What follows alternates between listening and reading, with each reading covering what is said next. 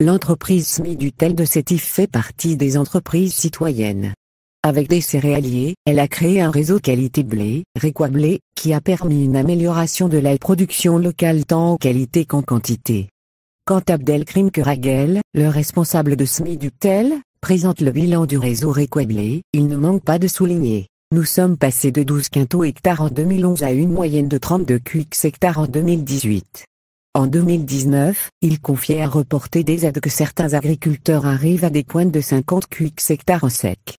Un réseau qui réunit les opérateurs locaux. Le réseau concerne 3000 hectares et 20% des superficies céréalières de la wilaya de Sétif. Il a été créé suite à la demande du ministre de l'Agriculture.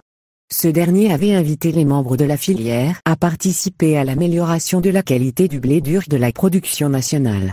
Un couple se met à l'agriculture bio. Quand le bonheur est réellement dans le pré à ses débuts, il comptait une douzaine d'agriculteurs, ce qui correspondait alors à 600 hectares contre aujourd'hui une centaine d'agriculteurs répartis sur une vingtaine de communes.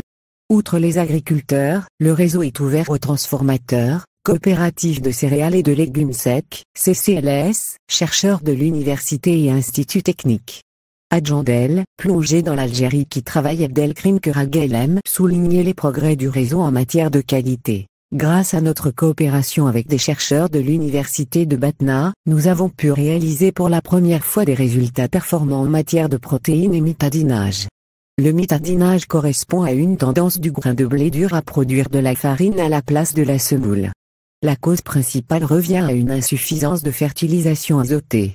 En tant que propriétaire de moulin, il est chaque jour confronté à ces questions. La qualité du grain est indispensable pour que son moulin puisse fournir une semoule de qualité supérieure. Ainsi, nous sommes arrivés à 15,5% de protéines. C'est un très bon résultat. Le taux de protéines est passé de 10% en 2010 à 14,6% en 2014. Également, notre réseau a pu réaliser un taux de mitadinage record, soit 0,15%. Il faut souligner qu'en Algérie, en 2010, le taux de mitadinage dépassait 32%. Ces résultats font dire à ce professionnel, qui a l'habitude de voir passer dans son moulin des blés importés de divers pays, que notre blé est meilleur que l'américain et le canadien.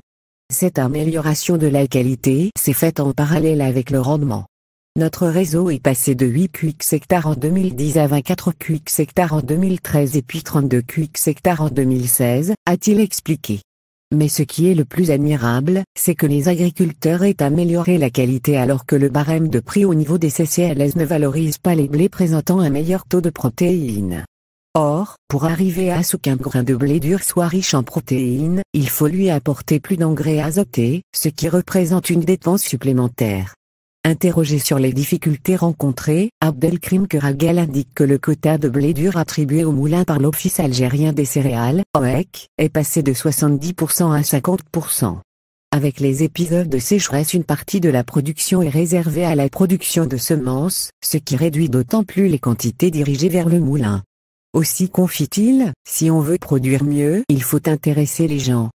Collaboration avec les universités de Sétif et de Batna. Parmi ses membres, le réseau comprend des chercheurs des universités de Sétif et de Batna.